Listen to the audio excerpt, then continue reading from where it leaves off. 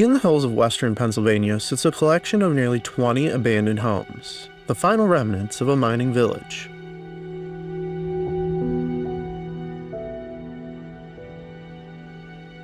Since 2014, these once abandoned houses have been kept in a state of arrested decay for tours. Join us as we explore Yellow Dog Village.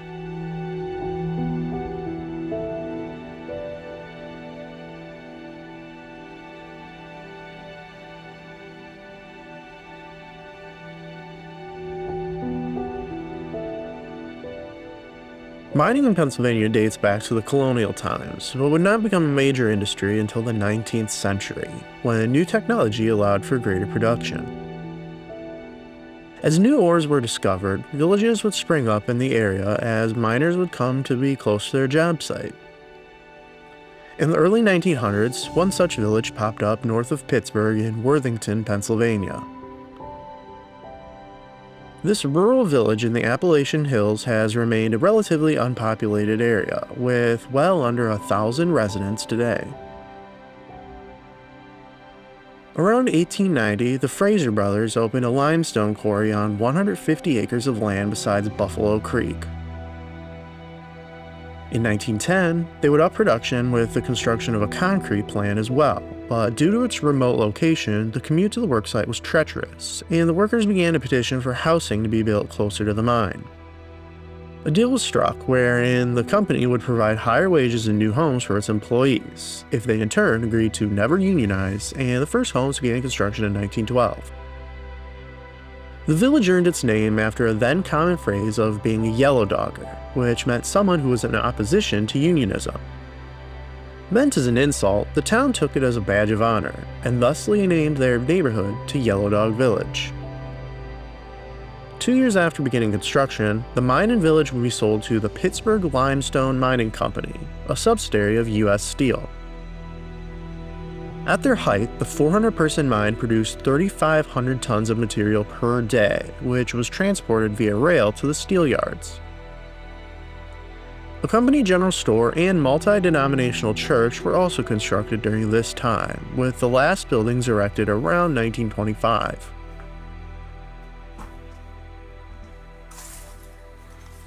This one's got that good carpet too.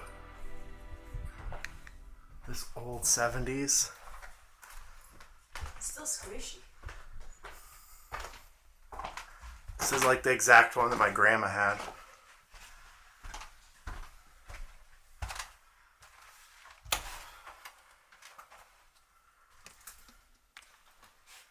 This was like maybe a teen girl's room. Lots of fashion stuff. Now lots of flies.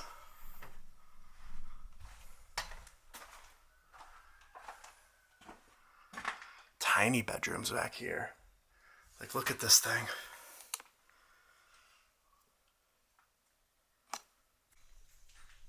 It's an old SpongeBob bingo. Ooh, is this a photo? Somebody threw a window. But check these shoes out. It's cool.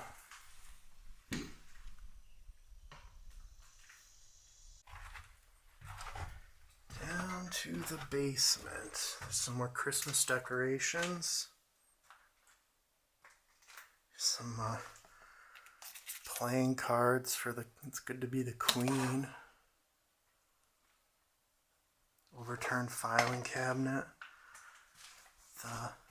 Some handwritten letter.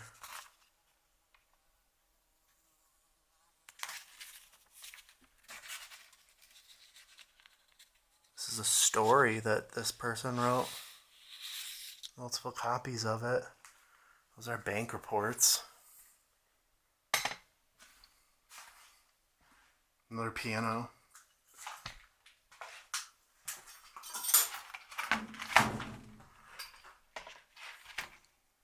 This is a diary. Yeah, I realize now my parents had a terrible marriage. Oh wow. It's No wonder that my mother doesn't want to normally to bother me.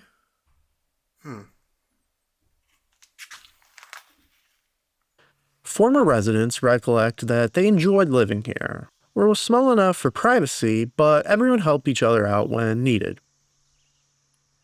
Paychecks would go directly to the company's store, and any credits throughout the week were automatically deducted. The store sold everything you would need: food, clothing, gasoline, furniture, appliances, and guns.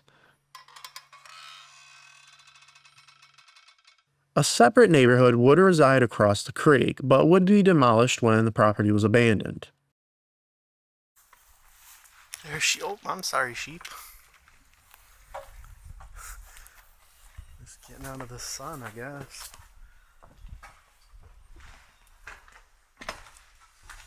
So this was a duplex here. Oh, that's cool. This is the coolest store so far. Wow. Here's their photo album. Their wedding. All the guests.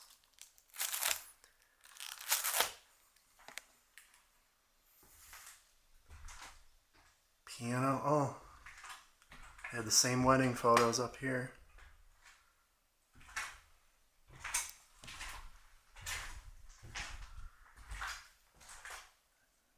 That's another photo from their wedding. Here's the kitchen, some nice tiling.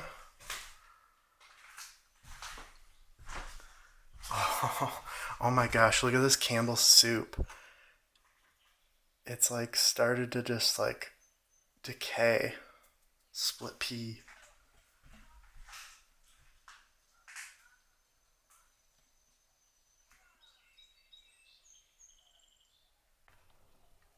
Here's a newspaper from 2010. It's about probably when they left.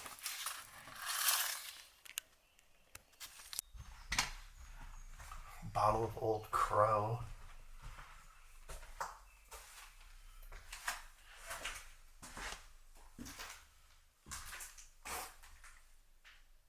Some hay and stuff in here.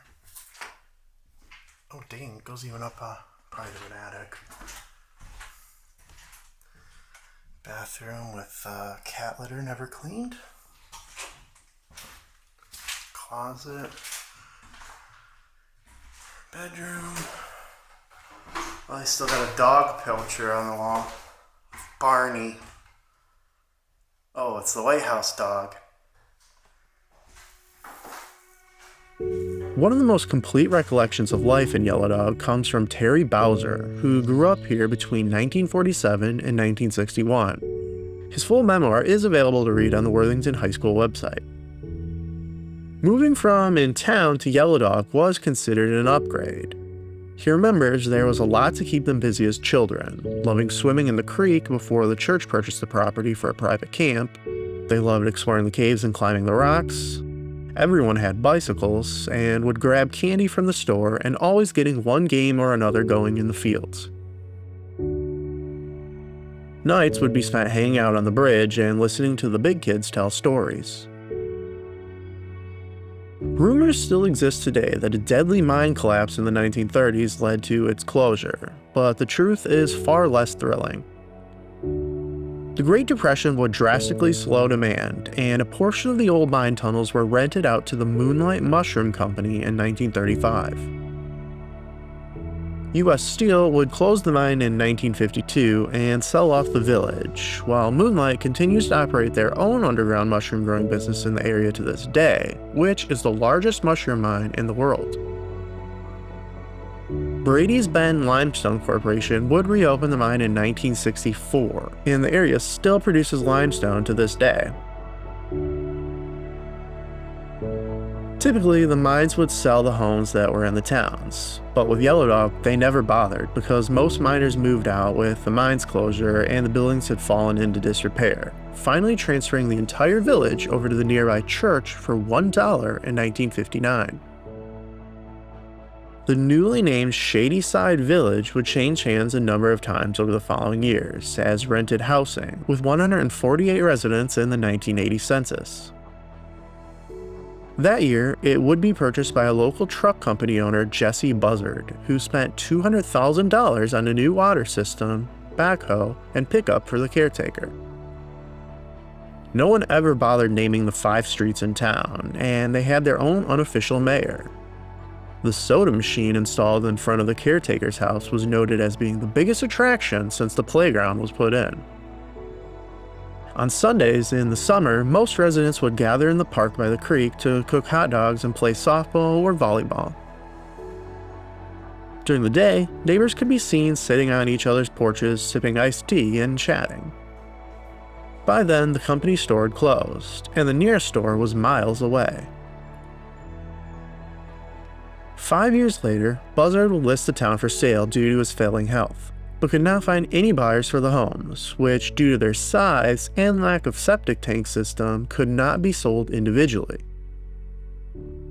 In fact, it was not until the 70s that they even had running water. Previously, residents had to take buckets up to the springs on top of the hill. The lack of water led to one home completely burning down in 1972.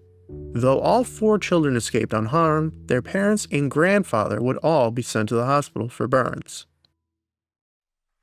Eventually, KH Real Estate would purchase the property and operate it as low-income rental housing to about 220 people. Yeah, this one's floor is... Just right there. You're good otherwise. Okay. One little smoochy spot right in front Right of that. there, yeah. There, but not real bad. And that's a good bathroom. Mm-hmm. There's a bunch of dog food bags and mix and stuff in here. Here. There's just a dismembered dolls on the floor here.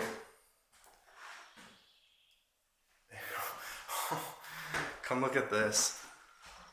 Somebody set something up really weird. It's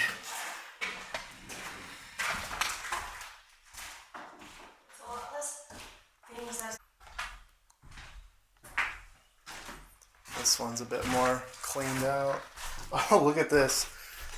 Those little kids like... Like a Buzz Lightyear. Uh-huh.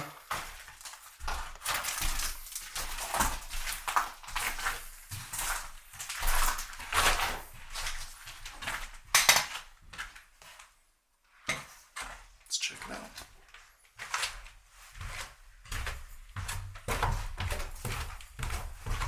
Tell me if there's anything cool. There's another kid's bike. What smeared poop on the wall? I saw that. There's a bike and a baby seat. Okay, now this is cool. Look at, they laid down this like linoleum or something, and they use paper or newspapers below it.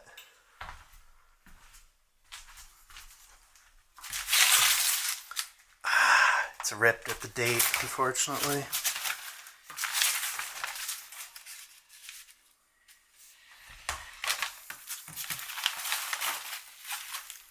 '59.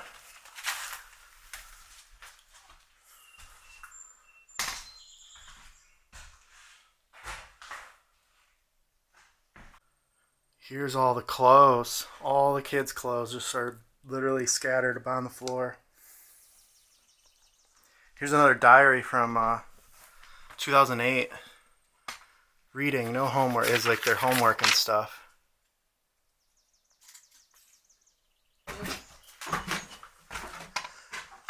Oh yeah, this was like the kids' room up here. We got a little dartboard over the window. There's their other elementary stuff. Oh, here's a yearbook.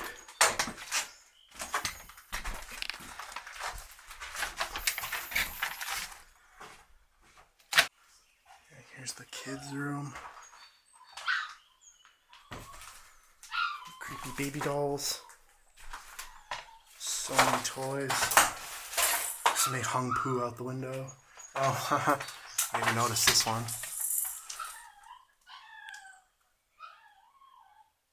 Look at this. It's the exact same dolls bears that are in this photo of this baby.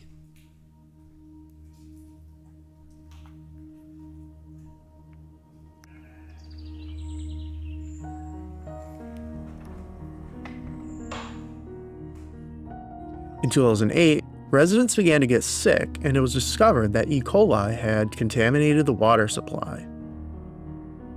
The Department of Environmental Protection would order the water be shut off and give KH a timeline to either fix the water supply or vacate all the homes. In a catch-22, residents refused to pay rent for no water, while KH then had no money to ship fresh water in, nor could they secure a loan from the bank for a permanent fix, and after 2 months, the town was ordered vacated. As the country was in a recession, the cash-strapped owner resorted to scrapping out the now vacated homes of anything of value before abandoning it for good. Following its abandonment, thrill seekers and teens began to visit the neighborhood, further destroying the buildings until 2014, when the site was purchased with plans to turn it into a historic site and hub for trade and craftspeople, who, instead of paying rent, would spend 1 day a week on cleaning and repairing the homes. By 2020, the owner found his dream was hard to turn into reality, with only a few homes occupied along with a riding stable, and he would be forced to give up his dream 2 years later. The new owners were also thankfully interested in saving the property, and immediately opened it up for tours, a business that remained several years later at the time of our visit.